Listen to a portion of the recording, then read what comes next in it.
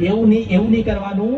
એવું વિચારતા નહીં કે આપણી માતાજી, આપણી કુળદેવી કે આપણા કળ ભાગલે જે માતા હોય એ આપણું કામ કરે તો આપણે એને મળવા જઈશું.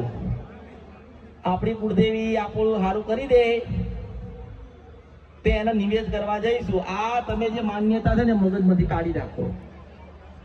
હું એવું કહું છું, જેને પણ મળી ને એને મેં એક જ વાત કરી, છેલ્લે એની માનું સમાધાન કરી ગુનો ભૂલ ગોતી મેં એને એવું કીધું કે તમારી ગુરુદેવી ખોડિયાલ થાય છે, મંગળવારના દિવસે વહેલા 5 વાગે ઉઠજો, પરિવાર કુળદેવી બ્રહ્માણી કે ખોડિયાલ હોય દીવો કરજો,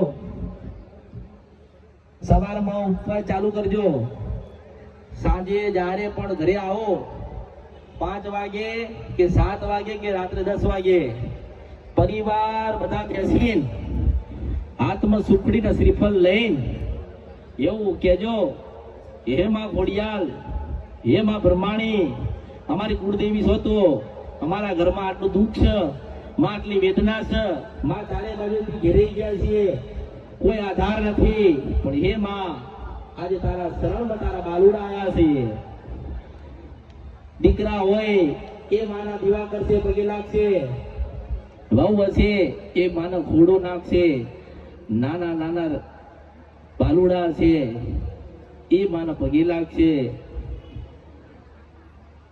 જેમ જેમ તમારા ઉપવાસ નું તપ વધશે ને, માનો કે આ મંગળવારે ઉપવાસ કર્યો, પછી આવતા મંગળવારે ઉપવાસ કર્યો, હું એવું કહું છું કે તમારે કોઈ જ માતાના કામ સોંપવાની જરૂર નથી.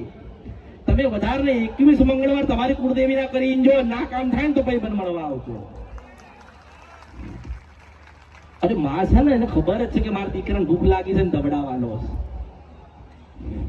બાળક રોવે ને એટલે મને ખબર પડી જાય કે મારે દબડાવવાનો સમય થયો, તોય ધાવતા ધાવતા એ જ બાળક એની માના પેટમાં લાત મારા ના મારે છે, તોય માએ નાખી ના દીધો, તોય માં દબડાવે છે. એવી રીતે જ તમારી કુળદેવી તમને ધોલ મારે છે, તોય બાથમાં રાખે છે. તમારી કુળદેવી તમને ઠપકો આલે છે, તોય તમારી સાથે રહી છે. તમારી કુળદેવી નાના મોટા કંઈક વિઘ્ન આપે છે, તોય તમને સુખી કરે છે. અને માનું સ્થાન છે ને, માનું મંદિર હોય ને તે ઊંચું સ્થાન હોય, કારણ કે તો કુળની દેવી, કુળ વધારનારી